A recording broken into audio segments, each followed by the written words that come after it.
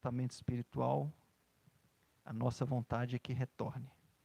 Às quintas-feiras, 20 horas, temos a desobsessão. Nosso irmão Gelvan coordena esse grupo. Sexta-feira, desenvolvimento mediúnico, também às 20 horas, aqui neste espaço. Sábado é um dia cheio de atividades. Às 8h30, nós temos o café com a irmã Dulce, começando logo cedo. 9 horas, evangelização infantil. Às 10 horas, plantão de passes, concomitante com o bazar, a farmácia às 10 horas. E às 20 horas de sábado, hoje, nossa palestra pública e aplicação coletiva de passes. Então, a todos aqueles que vêm fisicamente, presencialmente, todos que estão em seus lares, sintam-se à vontade para fazer uma visita ao Monte Alverne, um momento de paz, de oração, de meditação, de conexão com Deus. A noite de hoje,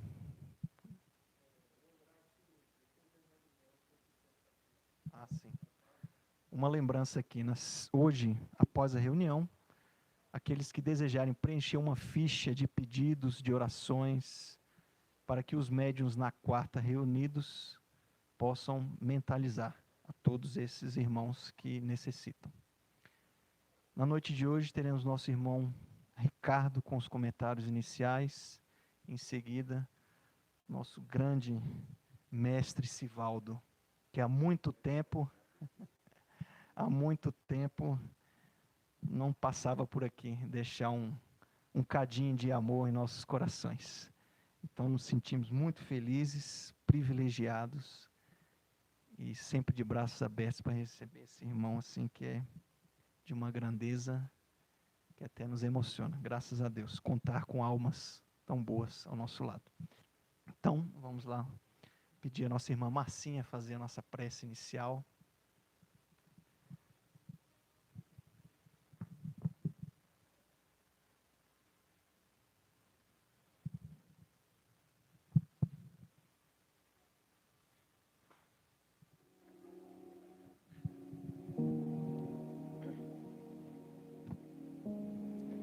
Então, vamos levar os nossos pensamentos a Deus, pedir a Jesus neste momento que envolva todos nós que aqui estamos e todos que estão nos assistindo em seus lares, seja no Brasil ou fora do nosso país, que todos recebam desta casa vibrações de paz, de amor e de luz. Pedimos pelos nossos familiares, pelo planeta Terra, nestes momentos delicados pelos quais estamos passando. Que não falte em todos os rincões deste país e do mundo bênçãos de paz, de refazimento, energias renovadoras, para que possamos, todos nós, fazermos a nossa parte na construção de um mundo melhor. Abençoa, Senhor, o nosso Monte Alverne, todas as casas religiosas espalhadas pelo Brasil e pelo mundo, e que todas elas, neste momento difícil, possam cumprir a sua função, que é evangelizar as almas necessitadas de amor, de carinho, de compreensão, de perdão, de luz. Que Jesus possa sempre fazer de cada um de nós instrumentos de bondade e de paz. Pai nosso que estais no céu, santificado seja o teu santo nome. Venha a nós o teu reino, seja feita a tua vontade, Pai, assim na terra como no céu. O pão nosso de cada dia dai-nos hoje. Perdoa, Pai, as nossas ofensas, se nós soubermos perdoar aqueles que nos têm ofendido.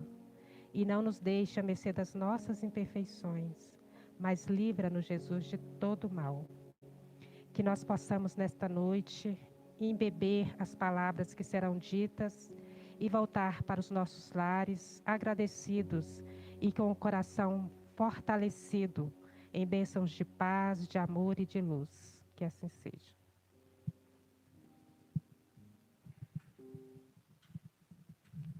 Agradecemos as palavras da nossa irmã Márcia. E agora os comentários iniciais do nosso amigo Ricardo.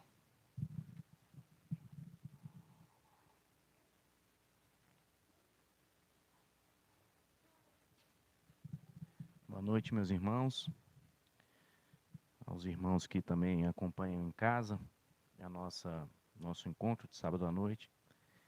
Como de costume, nós vamos fazer aqui os minutos iniciais baseado em uma mensagem que nós escolhemos normalmente, um livro de mensagens, né, uma mensagem curta, para fazer uma introdução da palestra da noite. E o livro de hoje é esse pequeno, grande livro aqui, ó. Pequeno só no tamanho, né? Do nosso irmão Ariston, psicografia de Pastorino, que se chama Boa Ideia. E a mensagem que foi aberta ao acaso, imagino que seja oportuna para a noite, já que a palestra do nosso irmão é A Paz é o Caminho, não é isso? Então a mensagem se intitula Orar pelos inimigos. Quem não tem adversários, inimigos, perseguidores visíveis ou invisíveis? Se na terra ninguém consegue agradar a todos, é natural que os desagradados reajam. Essa reação pode acontecer de modo ostensivo ou oculto, manifestando-se pelas vibrações de inveja, despeito ou ódio. Você não está livre dessa experiência, ao menos que você fosse inerte, um peso morto na vida. Mesmo os postes sem lâmpada costumam levar pedradas. Há duas excelentes contrarrespostas que você pode e deve adotar: trabalho e silêncio. Passe a orar sentidamente pelos que lhe não simpatizam, pelos que tentam perturbar sua marcha. A oração neutraliza qualquer força negativa. Cultive a prece, ilumine seu caminho. Meus amigos, eu gostaria de comentar sobre essa mensagem, inicialmente pelo título: Orar pelos inimigos. Como seria bom se nós não tivéssemos essa palavra no dicionário, né? Inimigos, não é assim? Dizem que um espírito de luz, uma vez arguído por seu discípulo, esse discípulo então pergunta a ele: Mestre, como fazer para perdoar? E a resposta dele é: mas eu nunca perdoei. E esse discípulo então, né, se impressiona: mas como, mestre? O senhor nunca perdoou? E a resposta dele foi: eu nunca perdoei porque eu nunca me senti magoado. Essa historinha tem muito a ver com o pensamento oriental, né, dos orientais quanto a mágoa, né, ao perdão, né, que o ideal seria que nós tivéssemos elevação suficiente para não nos sentirmos magoados. O perdão é um movimento que é feito por aquele que se sente atingido, né? Mas nós sabemos que espíritos de muita luz já estão muito acima disso, né? Ou alguém acha que Jesus se sentiu magoado alguma vez aqui? Ele era muito acima disso, né? A consciência, a ciência ia muito além, né? Imagino que, como um espírito encarnado, alguma fraquejada ele possa ter sentido pela posição de estar em carne, né? Mas todas as lições dele dizem o contrário, né? Talvez ele dissesse para as pessoas: eu te perdoo muito mais pela pessoa do que por ele, né? Porque a pessoa precisava daquele ensinamento de perdão. Mas agora, entrando no tema específico, orar pelos inimigos. A nossa irmã estava fazendo a oração inicial e ela então fez a oração do Pai Nosso, que é uma oração que acho que todos nós conhecemos, né? Muitas vezes proferida repetidamente, de maneira decorada, né? Mas é uma oração extremamente poderosa. A gente consegue sentir a vibração, né? E é a oração que Jesus nos ensinou. Ah, mas eu não sei fazer oração. Faça um Pai Nosso inicialmente. Ah, mas é decorado. Faça. Não interessa. Só o poder dessas palavras, né, já é um facho de luz, né, na escuridão do nosso mundo. Eu estava me recordando aqui que, há um tempo atrás, eu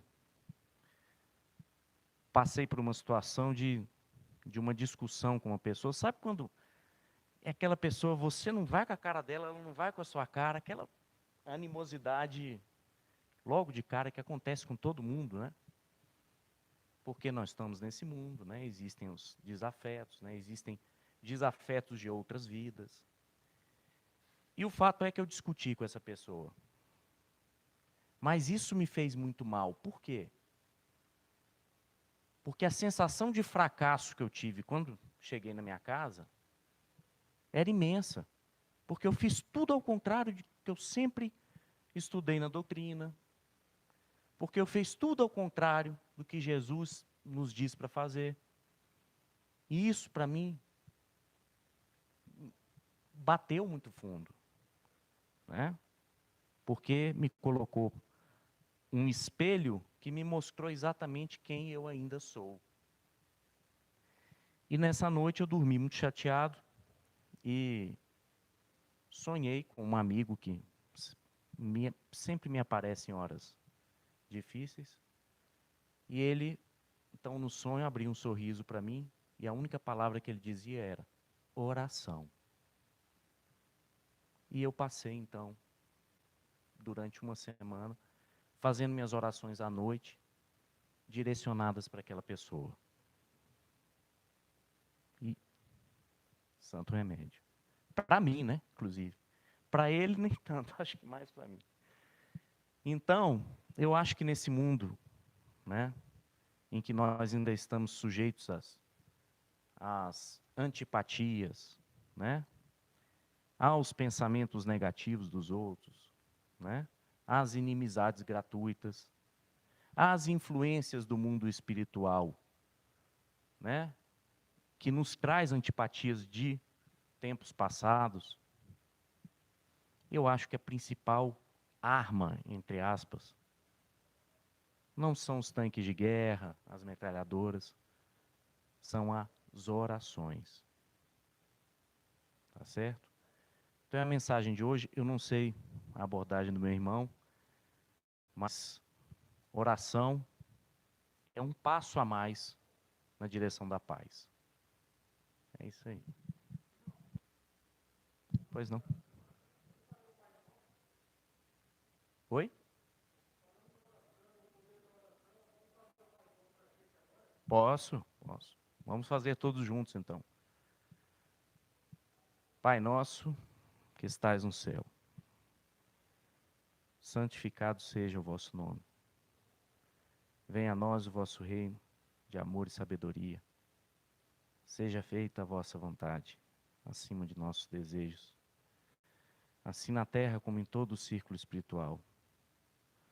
O pão nosso de cada dia do corpo e da mente, dai-nos hoje, Senhor.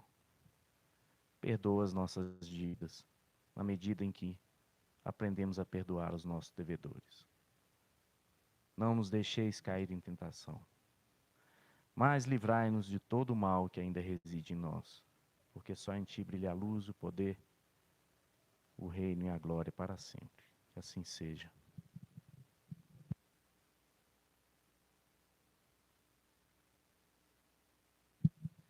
Nosso irmão Sivaldo Florencio fará agora a nossa palestra. E a respeito do título, lembrei agora de uma das frases que tem nas tantas pedras. Não existem caminhos para a paz. A paz é o caminho. Olha aí, o Monte Alverne tem surpresas. É uma verdadeira terapia. Então vamos lá.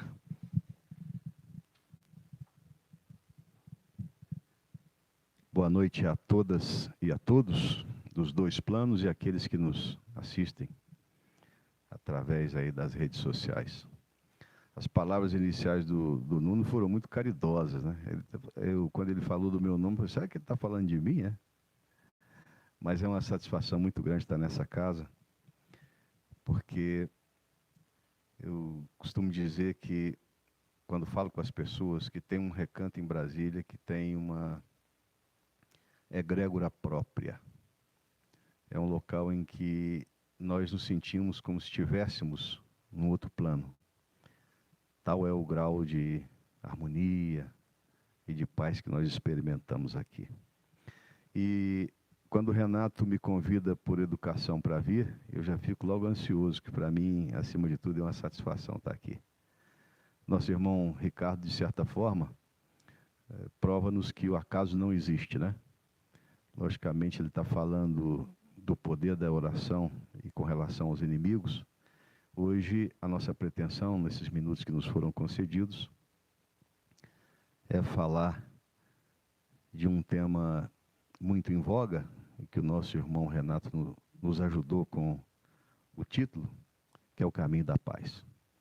O Nuno já, de certa forma, nos lembrou dessa grande frase de Mahatma Gandhi, que, na nossa opinião, é um ser que merece uma atenção especial pelo que foi, pelo que é e pelo que significa com relação a esse tema paz, né?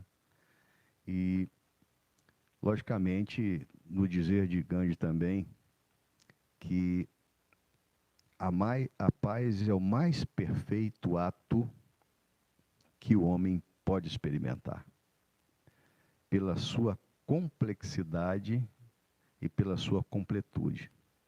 Mas em si mesmo é o mais difícil de ser alcançado. E nós vamos fazer uma viagem nesse tema, nessa noite, começando com o que Kardec nos traz na primeira obra da codificação kardeciana, o Livro dos Espíritos, no terceiro livro, né, ou no livro terceiro,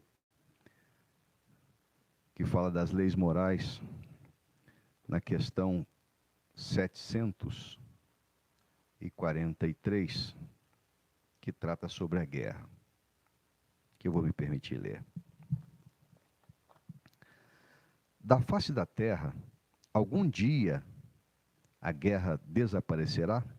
E a resposta do Espírito de verdade: sim, quando os homens compreenderem a justiça e aplicarem a lei de Deus. Nessa época, todos os povos serão irmãos.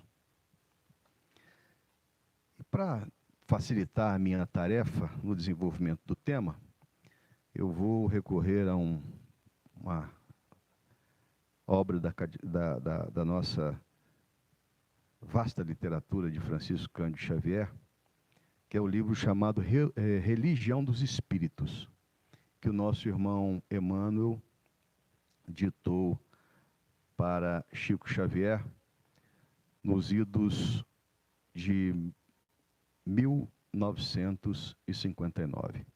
Esse livro é interessante porque lá na Comunhão Espírita Cristã de Uberaba, eles faziam uma vez por semana um estudo do Livro dos Espíritos, e sempre o nosso Kardec trazia uma complementação dos estudos da noite. Então, essa aqui foi uma reunião pública em 8 de junho de 59, que fala sobre essa questão 743. E assim diz Emmanuel: dos grandes flagelos do mundo antigo, salientavam-se 10 que rebaixavam a vida humana: a barbárie, a fome, a peste, o primitivismo, a ignorância, o isolamento, a ociosidade, o cativeiro, a imundície e a guerra. Veio a política e, instituindo vários sistemas de governo, anulou a barbárie. Apareceu o comércio e dissipou a fome. Surgiu a ciência e exterminou a peste. Eclodiu a indústria, desfez-se o primitivismo. Brilhou a imprensa proscreveu-se a ignorância. Criaram-se o telégrafo sem fio, a navegação, e acabou-se o insulamento. Progrediram os princípios morais e o trabalho fugiu como estrela de dignidade humana, desacreditando a ociosidade. Cresceu a educação espiritual e aboliu-se o cativeiro. Agigantou-se a higiene e removeu-se a imundície. Mas nem a política, nem o comércio, nem a ciência, nem a indústria, nem a imprensa, nem a aproximação entre os povos, nem a exaltação do trabalho, nem a evolução do direito individual e nem a higiene conseguem resolver o problema da paz, porquanto a guerra, monstro de 1000 faces que começa no egoísmo de cada um e que se corporifica na discórdia do lar e se prolonga na intolerância da fé e na vaidade da inteligência e no orgulho das raças, alimentando-se de sangue, lágrimas, violência e desespero, ódio e rapina, tão cruel entre as nações supercivilizadas do século XX. Reparem que foi no século passado que ele escreveu isso. Quando já o era na corte obscurantista de Ramsés II, foi lá no Antigo Egito. Somente desaparecerá quando o Evangelho de Jesus iluminar o coração humano, fazendo com que os habitantes da terra se amem como irmão. É por isso que a doutrina espírita nolo revela atualmente, sob a luz da verdade, fiel ao próprio Cristo, que nos advertiu convincente. Conhecereis a verdade, e a verdade vos libertará. Por que eu me vali disso aqui? Hoje, nós temos, através da tecnologia, conhecimentos em tempo real, basicamente, do mundo. Aquilo que na década de 1950 acontecia em alguma parte do mundo, muitas vezes demoravam-se meses para que isso viesse ao nosso conhecimento. Hoje, em apenas alguns segundos, o mundo sabe o que está a se passar. Mas esse aspecto da guerra, e que Emmanuel muito bem traz na elucidação daquilo que o Espírito de verdade nos trouxe, é o pior flagelo do ser humano. Porque através da guerra nós fazemos com que o nosso primitivismo seja colocado à mostra. Mas mais que isso, faz com que nós nos unamos numa verdadeira corrente de barbárie e experimentemos os piores sentimentos possíveis com aqueles que são nada mais, nada menos de que imagens e semelhanças de Deus, portanto, nossos irmãos. Se nós lançarmos lá as nossas vistas para o leste europeu, fica difícil entender por que, em sã consciência, um chefe de uma nação resolve invadir outro. Por que levar tanta dor, tanto desespero para essas criaturas? Fica difícil entender que aquele que nós conhecemos como o príncipe da paz indicou desde aquela época o caminho a ser seguido. Se não vejamos, lá no Sermão da Montanha, são 9 bem-aventuranças que são trazidas. A terceira delas, bem-aventurados os brandos e pacíficos, porque possuirão a terra. E a sétima bem-aventurança, bem-aventurados os pacificadores, porque serão chamados filhos de Deus. Como é que a gente acredita que, ainda em pleno século XXI, essas palavras que são tão necessárias ao ser humano, ainda são tão desprezadas pelos homens e mulheres da terra. E aí, nós vamos chegando a um conhecimento um pouco mais adiantado sobre nós mesmos. Por que isso? Quando nós tivemos, no Apocalipse de João, um chamamento para um tempo novo, necessário à humanidade, que nós necessitaríamos ter o DNA mínimo da amorosidade para essa terra nova que necessariamente terá que ser instituída no orbe que ora habitamos. E Cristo, não ameaçando ninguém, mas apenas orientando-nos, diz que pranto e ranger de dentes seria um quadro singelo para o sofrimento a ser experimentados por essas criaturas.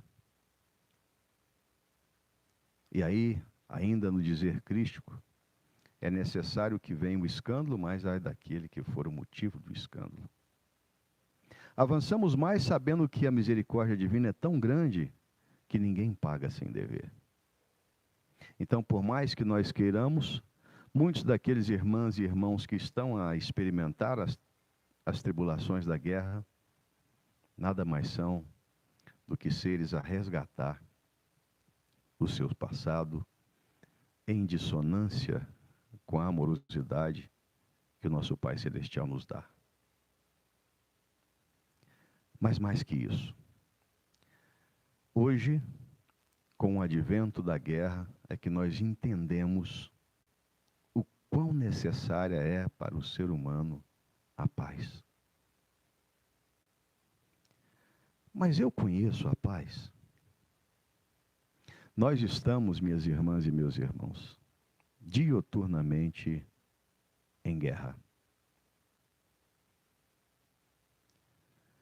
Nós experimentamos, dia a dia, uma série de sentimentos controversos que faz com que nós experimentemos as piores sensações. Como espírito eterno, eu sei que esse outro que eu às vezes tenho como inimigo, ele tem sensações, sentimentos, desejos, frustrações como eu. Mas o ponto dessa guerra que eu vivo reflete no universo inteiro. Imaginemos o que a espiritualidade inferior não tem se utilizado nesse momento derradeiro, porque eles já foram avisados que o tempo dele no orbe acabou. Chico já nos trazia como informações no final da década de 1950, que sendo aberto o astral inferior, os seres recalcitrantes do mal teria a última encarnação para terem o mínimo de amorosidade para participar da nova terra.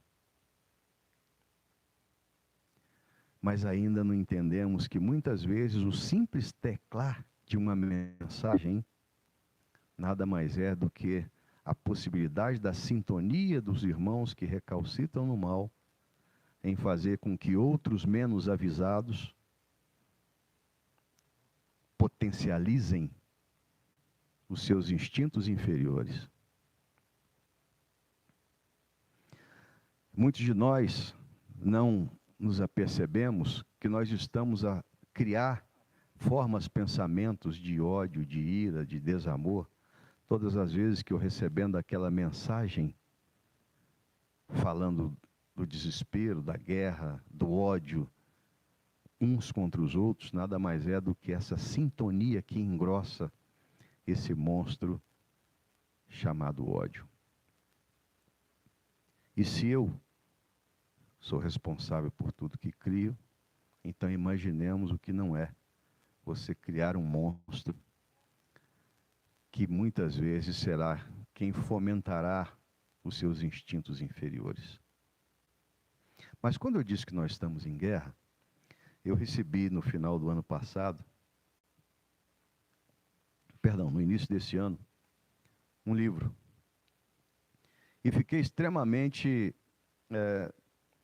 de certa forma, despreocupado com a pretensão da pessoa que me deu um livro. Mas eu estou trazendo isso aqui para vocês verem como é que a gente faz um julgamento, às vezes, errado das coisas.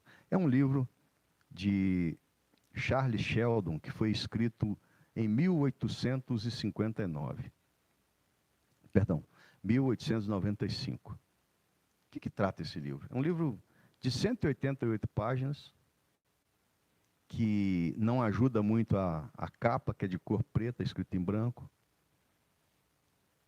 O título do livro é o seguinte: Nos seus passos, o que faria Jesus?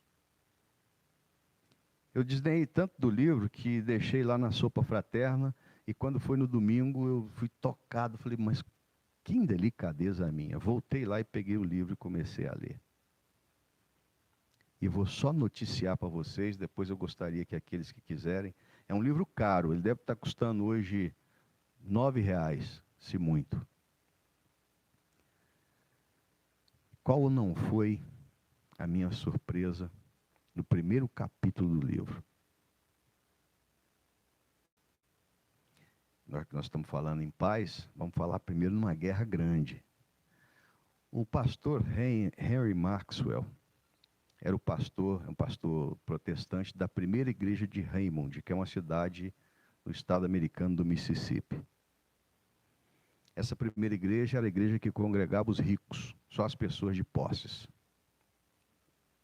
E esse pastor, ele era formado em teologia, e ele fazia então, preparava a semana inteira o seu discurso, o seu sermão para domingo arrebentar.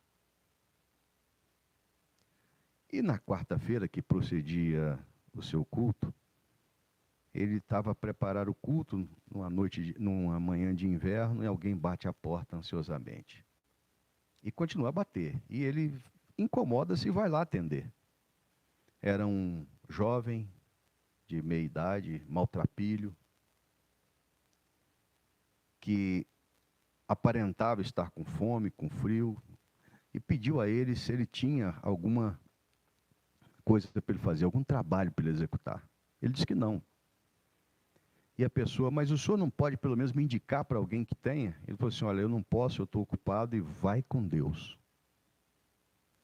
E não, qual não foi a sua? Voltou para o senhor a fazer, ele esqueceu daquilo no domingo, depois que ele terminou a sua pregação, fazendo aquela palavra de efeito, aquela frase de efeito, ele disse, ao final da sua pregação,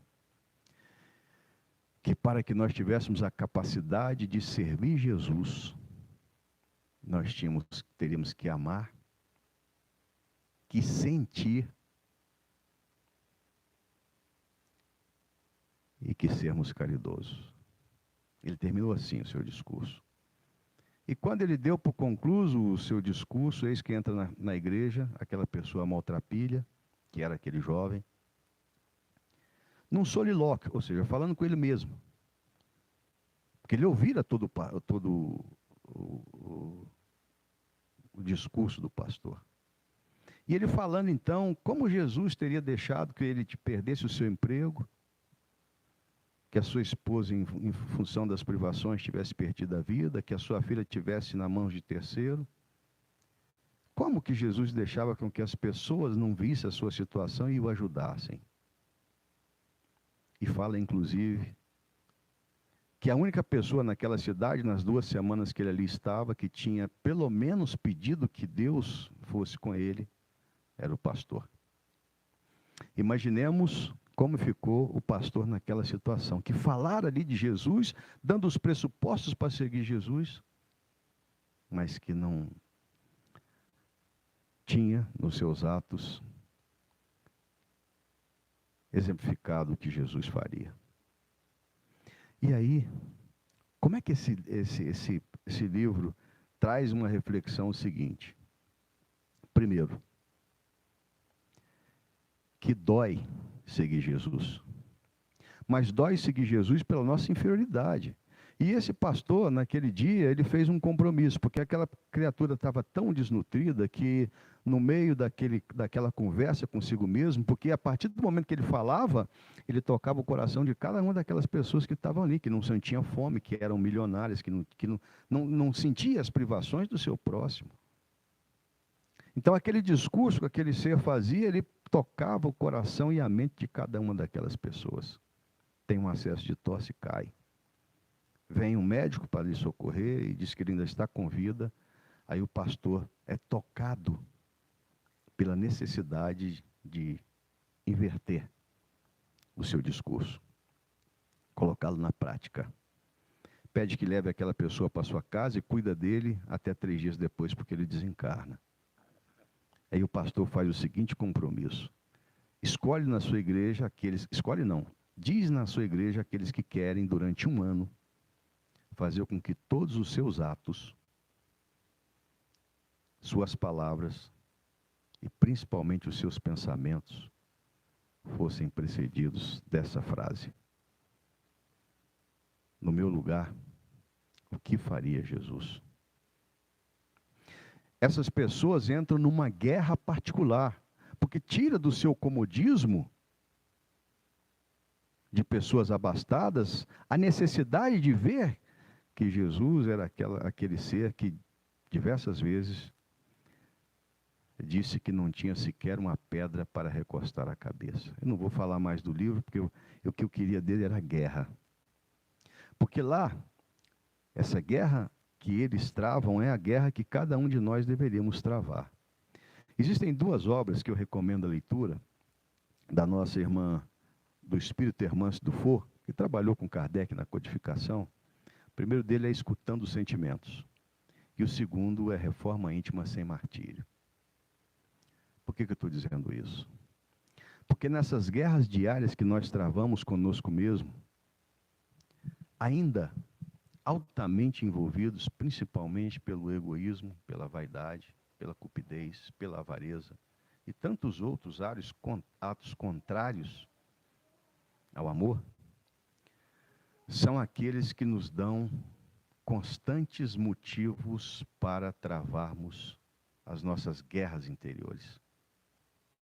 E isso é que é o mais difícil. Porque hoje, quando eu entendo o tanto que ainda precisamos caminhar em direção a essa paz que poucos viveram. Porque seria fácil, né, nós falarmos: olha, Francisco de Assis, que essa casa testemunha sempre pelos seus feitos em direção à paz, viveu também constantes guerras. Até ele ter a capacidade de chegar ao ponto, né, essa oração bonita que no século XIX foi atribuída a ele a autoria, pedindo ao Senhor que fizesse dele um instrumento da sua paz. Se nós fizéssemos uma pergunta agora, pelo que nós já falamos até aqui,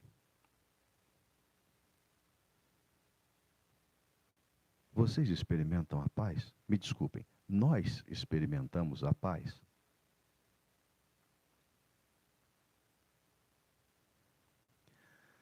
Se nós analisarmos o nosso Mahatma Gandhi,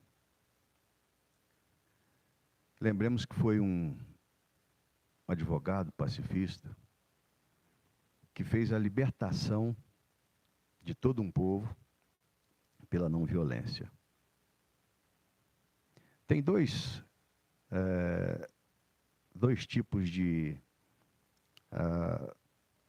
sentimentos que ele utilizava para tratar da não violência. Tem 2 termos, satyagraha e ahimsa, que ele utilizava muito. Um é não violência, o outro é verdade. E ele queria, acima de tudo, porque ele tinha no silêncio uma ferramenta importante para as suas meditações. E as grandes frases que ele coloca não são colocadas apenas no seu intelecto, ele experimentou-as no coração. E ele testemunha talvez aquilo que foi a principal mola propulsora para começar a pregação da libertação da Índia do jugo da Inglaterra. Ele quis experimentar, porque lá, enquanto colônia da Inglaterra, instituiu-se que algumas vias ou alguns espaços só poderiam trafegar os brancos.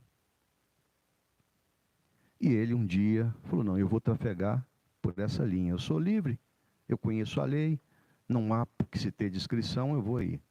E no meio do caminho ele foi admoestado por um guarda que diz, olha, você não pode andar aí. E ele falou assim, eu vou testar agora aquilo que eu prego. E 3 coisas ele tinha como importantes quando fosse fazer com que a não violência pudesse surtir algum efeito no outro. Primeiro, um olhar de ternura, afabilidade na fala, o segundo, e compaixão nos sentimentos, o terceiro. Quando ele falou que não podia, ele falou assim, olha, mas eu sou livre, conheço a lei e vou passar. A primeira cacetetada.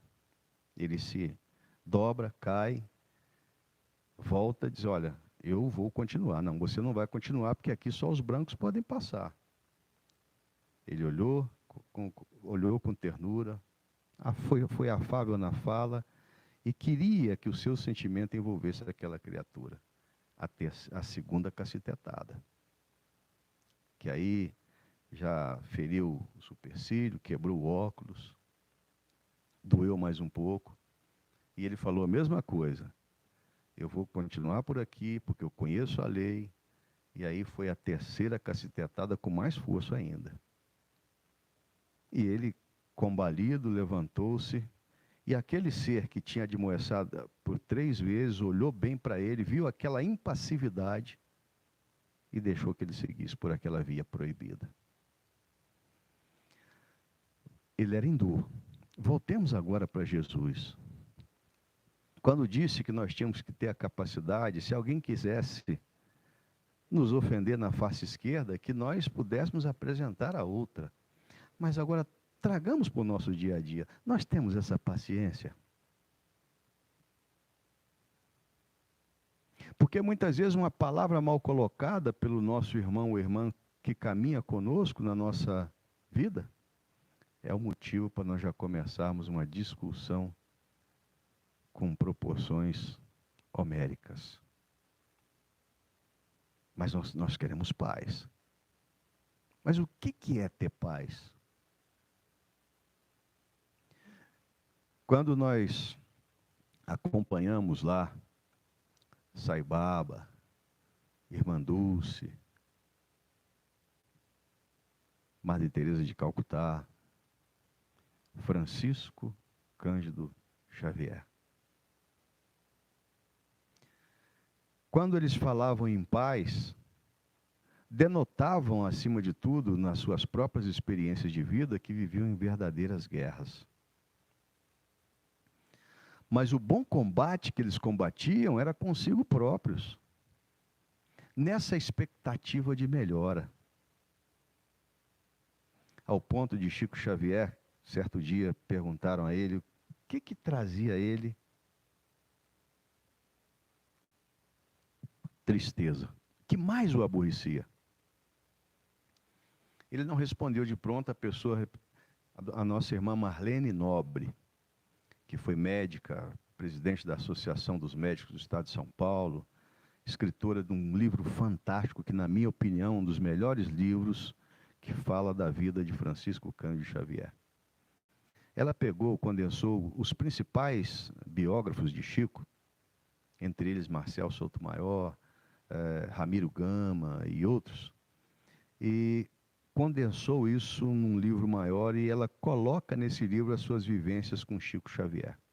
E quando ela faz essa pergunta, ela disse que ele não respondeu, e ela retomou a pergunta, disse que ele abaixou o olhar e depois disse para ela a seguinte frase: minha irmã, o que mais me entristece é o dia que, quando vou fazer a minha prece, agradecendo a Deus por mais um dia, eu não encontro na revisão do meu dia motivo de ter sido útil aos meus irmãos de caminhada.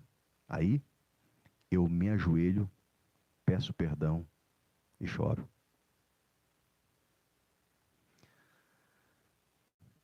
Guerras continuadas, diárias, que esse ser fazia.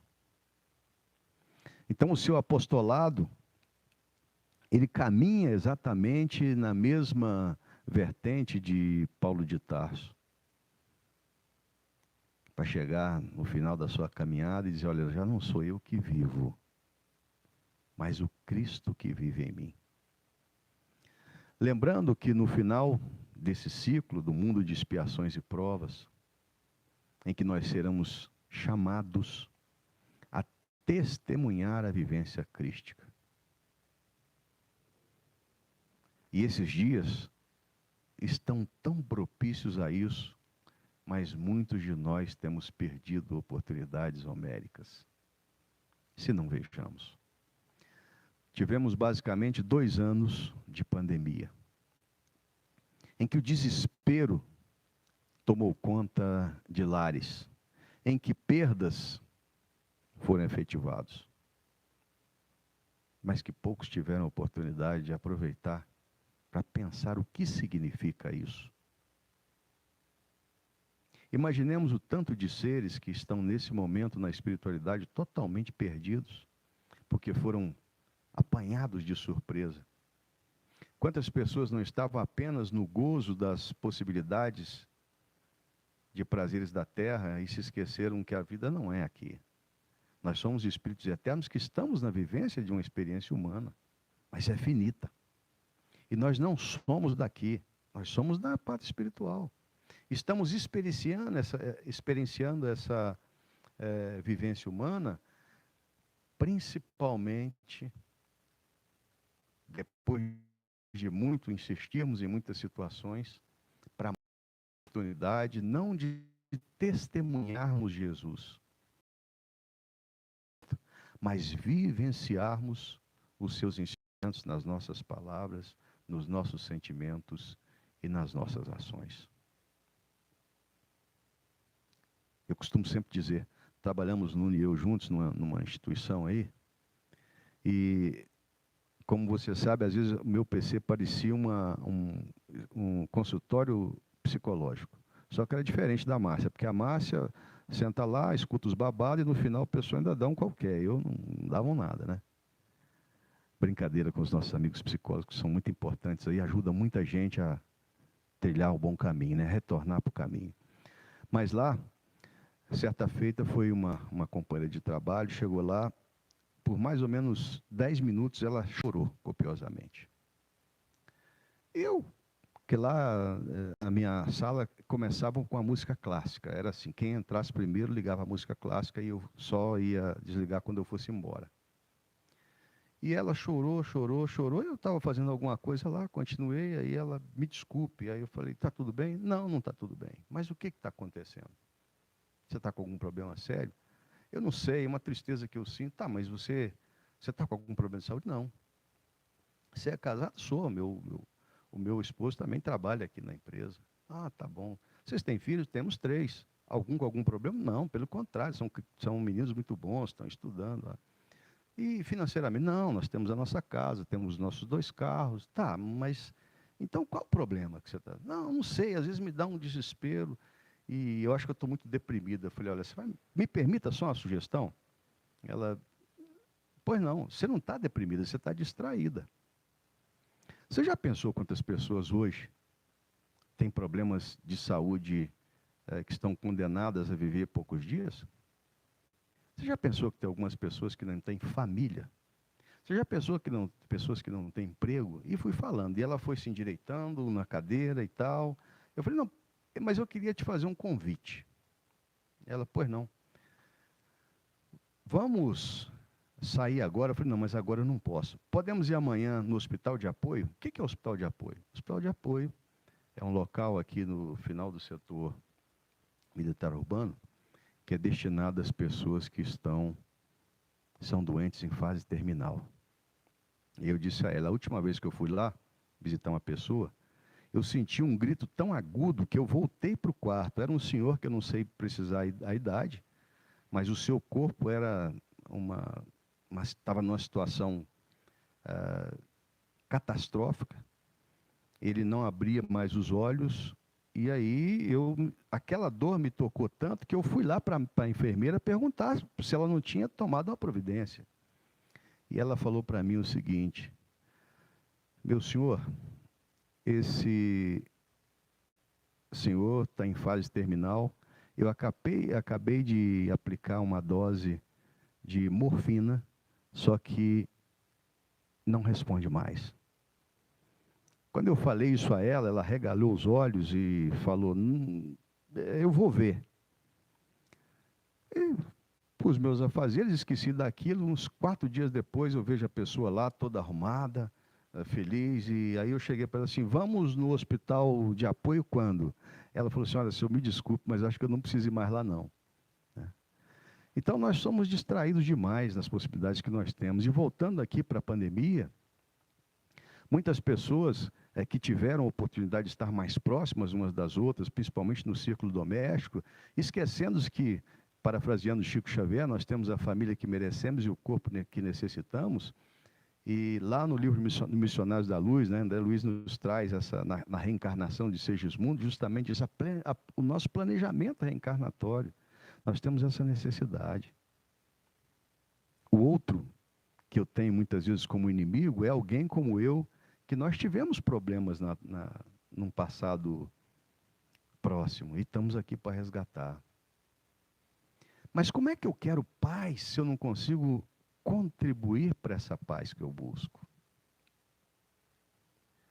Porque quando nós falamos, ou quando Emmanuel nos traz aqui, que só teremos condições de alcançar essa paz, quando o mundo, ou seja, todas as nações, buscarem nos ensinamentos de Jesus o motivo da nossa existência.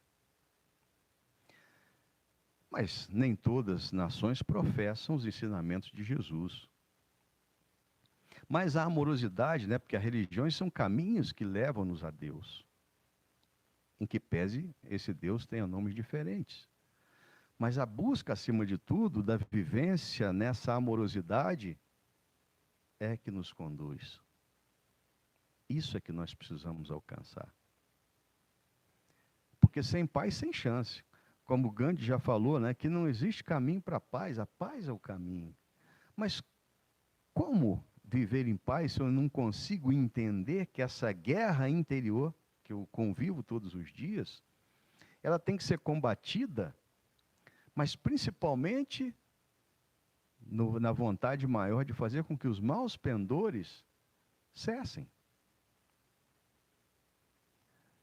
Essa talvez seja a nossa maior missão. E para que nós possamos alcançar essa paz, muitas vezes eu tenho que tentar fazer com que a vida do outro seja consertada por mim. Porque muitas vezes essa minha vontade de interferir na vida do meu irmão ou irmã de caminhada é exatamente aquilo que faz com que essa paz seja quebrada. E o difícil, minhas irmãs e meus irmãos, é entender que a paz que eu quero no mundo, necessariamente, tem que ser cultivada dentro de mim. Essa é a parte mais difícil. Todos nós temos na nossa memória cársica, né, que é as nossas muitas vivências, personalidades que eu trago e que sempre voltam. Por isso que às vezes a mesma brincadeira que 2 pessoas me fazem, uma eu me sinto extremamente agredido, enquanto outra não, eu acho legal. E essas minhas dificuldades de ver que às vezes o erro que eu estou apontando no outro, ele é um espelho, eu estou apontando naqueles erros que na realidade são aqueles que eu ainda experimento. Mas a coragem moral de mergulhar dentro de mim mesmo e apontar com o dedo em riste aquilo que não é o que eu preciso melhorar. É o que eu tenho que melhorar. Nesse livro que eu falei para vocês, nos passos de Jesus, nos meus passos, o que Jesus faria, ele fala outro aspecto interessantíssimo sobre a caridade, né? Doar sem se doar não é doação. E a gente fala muito sobre isso. Hoje, nós nunca tivemos mais necessidade de doar como hoje. Doar nossa paciência, doar a nossa disposição de trabalhar no bem. Então é com tristeza que nós vemos aí, esses dias, passando lá na sala de casa, eu vi lá por acaso um programa matutino falando sobre o Big Brother, né? E a pessoa falando que aquela hora milhões de pessoas estavam ligadas porque queriam saber alguma coisa que iria acontecer. Aí eu pergunto, isso não é crítica, mas muitas vezes nós estamos querendo nos sintonizar numa vida fictícia de pessoas que buscam apenas exatamente o supérfluo dos sentimentos, enquanto que nós poderíamos estar lendo um bom livro, assistindo um filme edificante, né? Construindo bem. Então, a doação, a gente sempre fala, mas eu tenho dificuldade de ir num lar de idosos. Agora nem pode, inclusive agora nem pode. Mas quantos, ao invés de falar, bom, eu vou fazer alguma coisa que não tem nenhuma significação para ninguém, nem para mim, mas eu vou ali próximo, nas proximidades de um hospital, vou ali fazer uma prece ali de 10 minutos, por aqueles que estão ali vivenciando os seus últimos dias de vida, por aqueles que estão ali trabalhando, por aqueles que estão ali necessitando de um atendimento, coisas dessa natureza. Aqui na quarta-feira, né, um trabalho excepcional que é feito, vibrar por aquelas pessoas que você não conhece, mas quer que a sua amorosidade chegue lá, através de um sentimento fraterno acima de tudo. A paz, aquela paz que Jesus nos recomendou que nós tivéssemos. Para possuir essa terra nova, nós teremos que ter altas doses de paz. Está lá no Sermão da Montanha. Para que eu possa ser chamado filho de Deus, que todos somos, mas com consistência, eu tenho que ser pacificador. E ser pacificador, numa visão bem simplista, ser pacificador é pegar o meu telefone celular, quando tem essas mensagens que não são construtivas, e deletar, ao invés de enviar. É ter a possibilidade de ver uma pessoa que está passando por dificuldades e passar a ela uma mensagem de estímulo, de força, de fé. É chegar no ambiente de trabalho conturbado e fazer uma prece sentida, pedindo que aquela prece possa chegar no coração e na mente de todos aqueles que estão envolvidos. É ter a capacidade de diariamente agradecer a Deus pela possibilidade da vida e ser um instrumento, como Francisco de Assis nos recomenda, da paz, levando-a onde quer que nós estejamos. Em sede de conclusão, eu gostaria de fazer uma reflexão de uma obra fantástica, na minha opinião, uma das maiores obras de Francisco Cândido Xavier. Nós temos lá 2000 anos, temos Paulo Estevão, mas esse livro, ele é de 1938, chamado Emmanuel. É o livro que o autor espiritual e o nome é o mesmo. E esse nome quem deu foi Chico, porque são instruções que Emmanuel lhe dá.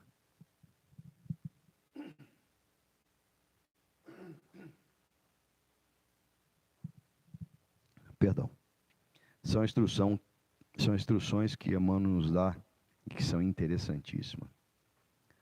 Para aqueles que ainda não acreditam na paz, que ainda não são construtores da sua própria paz. O tempo urge.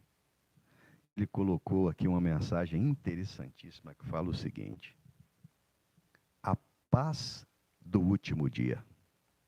E diz o seguinte: já pensastes na paz do último dia da terra? Na alma prestes a regressar à sua eterna pátria, um mundo de sensações desconhecidas.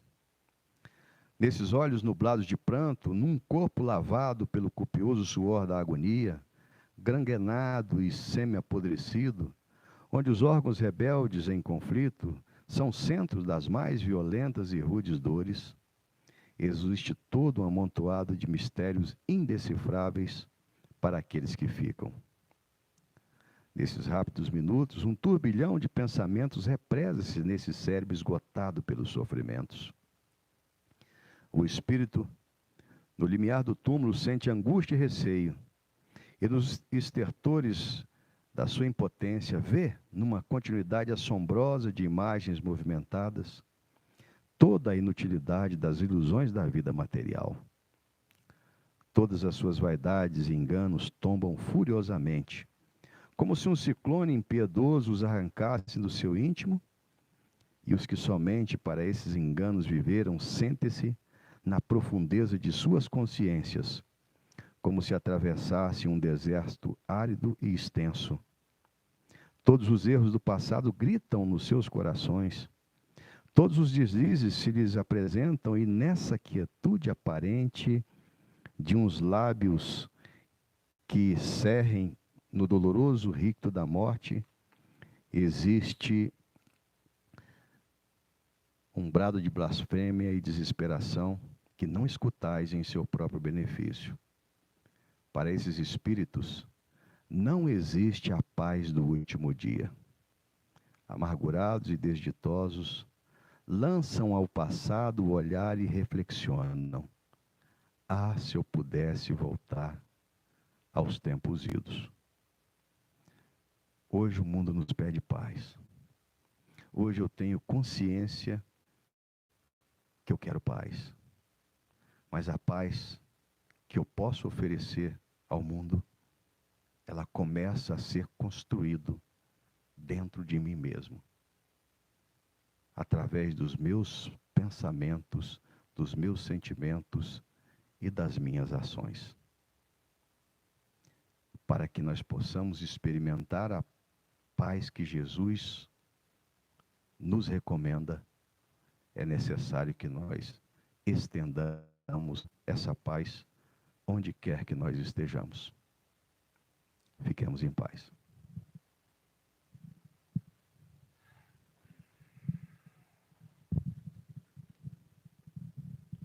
Agradecemos as palavras, o conhecimento e, sobretudo, esse clima de reflexão, mas de amor, de paz, realmente. E estendemos também, em especial, aos nossos irmãos que estão na Europa, na Ucrânia, em toda parte, na Argentina, em toda parte onde houver conflitos, que de plano nós já podemos afirmar que não existem vencedores, que a paz do Mestre Jesus possa estar no coração de cada um. Confiemos, tudo está anotado na contabilidade divina. Então vamos agora pedir ao nosso irmão Gelvan para fazer a nossa prece, finalizando os trabalhos. Convidamos os médiuns da casa para virem aqui à frente, estender as mãos. Pedimos a todos que se encontram nos lares para desligar a luz, relaxar, fechar os olhos e efetivamente elevar os pensamentos ao Pai Celestial, para que os irmãos espirituais de alguma forma possam nos ajudar e nos orientar.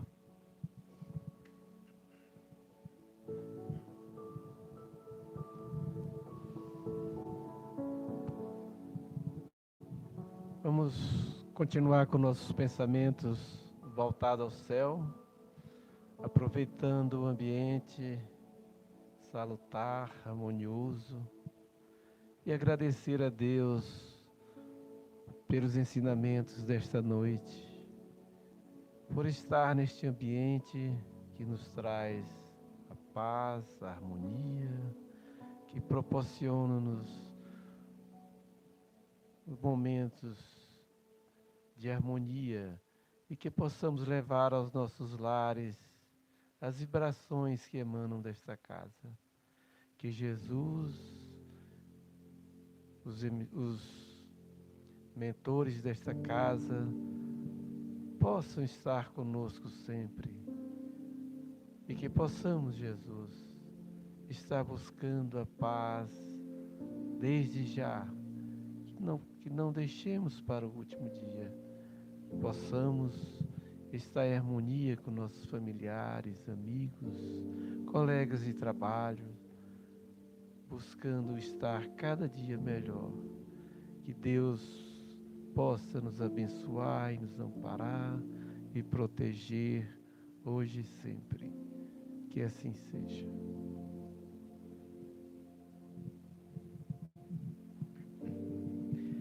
E assim damos por encerrada mais uma palestra. E um fecho muito bom para o tema de hoje seria as palavras do Mestre Jesus. A minha paz eu vos dou, a minha paz eu vos deixo. Que Deus nos abençoe, nos proteja e nos guie, hoje e sempre. Que assim seja.